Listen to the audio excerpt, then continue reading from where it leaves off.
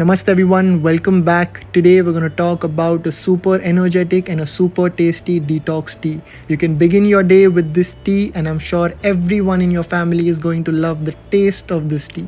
All you need is 3 basic ingredients and just 5 minutes of your time. So first step, take 2 cups of water and boil this water for about 2 minutes. After you boil this for 2 minutes, our first ingredient is cumin seeds or jeera powder. The second ingredient is good or jaggery. Our third ingredient is lemon. I'm sure we have all these 3 ingredients at home. First step, add 1 teaspoon of either cumin seeds or jeera powder. Second step, add 1 teaspoon of jaggery. Mix this well. Give it some time, boil it for 5 to 10 minutes and then take a cup and strain this liquid. After you strain the liquid, squeeze half lemon into it.